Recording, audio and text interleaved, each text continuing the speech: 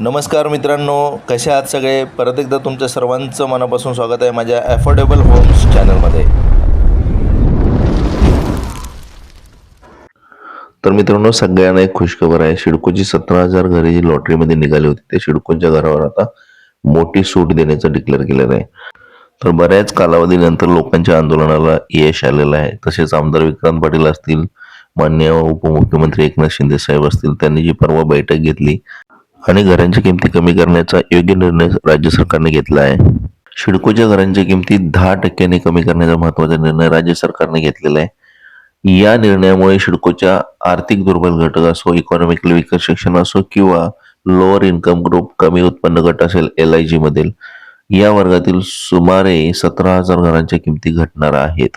10% म्हणजे भरपूर झाले मित्रांनो. 10% म्हणजे समजा जर घर असेल 50 लाखाचं तर 5 लाख डायरेक्ट कमी होतील. 74 लाखाचं 75 लाखाचं असेल तर डायरेक्ट 7.5 लाख रुपये कमी होतील. अशा पद्धतीने प्रत्येक ठिकाणची ही जी 17,000 घरं ज्या लॉटरीमध्ये काढली होती त्याची प्रत्येकी 10% किंमत कमी केली जाणार आहे मित्रांनो. सिडकोच्या घरांच्या किमती वाढल्यामुळे लोकांना घर खरेदी करणं खूप कठीण होतं. आता त्या संदर्भात सातत्यानं आंदोलनं होत होती, मागण्या होत होत्या. विधान परिषदेचे आमदार विक्रांत पाटील साहेब आणि शशिकांत शिंदे साहेब यांनी सरकारकडे हा मुद्दा उचलून धरला होता. याच्या मागण्यानंतर सर्व चर्चा, बैठका झाल्या आणि अखेर सिडकोच्या घरांच्या दरात 10% कपात करण्याचा निर्णय घेण्यात आला. या निर्णयामुळे सिडकोच्या लॉटरीतील हजारो घरं अधिक परवडणाऱ्या दरात उपलब्ध होणार आहेत. सर्वसामान्य कुटुंबांना स्वतःचं घर घ्यायचा आता मार्ग सोपा आणि सुलभ झालेला आहे मित्रांनो. यापूर्वी सिडकोच्या घरांच्या किमती जास्त असल्यामुळे काय झालं होतं, सर्वसामान्यांचा प्रतिसाद अपेक्षेपेक्षा कमी होता. त्यामुळे सिडकोच्या घरांसाठी अर्जांची ऍप्लिकेशन करणाऱ्यांची संख्या कमी होती. आता त्याच पार्श्वभूमीवर दर कपात म्हणजे दर कमी करा म्हणून अशी मागणी सुद्धा मोठ्या प्रमाणात होऊ लागली होती. शेवटी राज्य सरकारने यावर सकारात्मक निर्णय घेतला आहे आणि आता 10%ची कपात केलेली आहे. प्रत्येक घराच्या किमतीमागे 10%ची कमी केलेली आहे. त्यामुळे घर खरेदी करणाऱ्यांमध्ये समाधान व्यक्त केलं जात आहे.